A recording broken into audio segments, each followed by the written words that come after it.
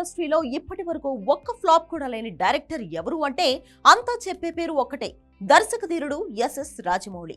తెలుగు సినిమాల గురించి ఇవాళ ప్రపంచం మొత్తం మాట్లాడుకుంటున్నారు అంటే అందులో రాజమౌళిదే కీలక పాత్ర.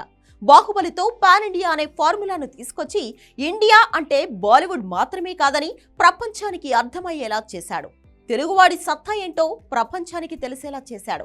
అలాంటి ట్రాక్ రికార్డ్ ఉంది కాబట్టే జక్కన్నకు మార్కెట్లో ఇంత క్రేజ్ ఉంది.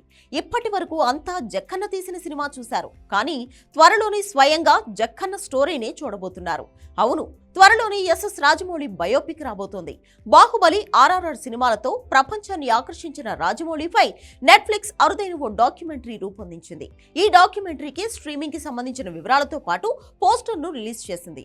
మోడర్న్ మాస్టర్ పేరుతో ఈ డాక్యుమెంటరీ తీస్తోంది నెట్ఫ్లిక్స్. ఇందులో రాజమౌళి విజన్, తన విభిన్నమైన మేకింగ్ స్టైల్, అతను సినిమా తీయడం కోసం తెర వెనుక పడే కష్టాన్ని చూపించనున్నారు.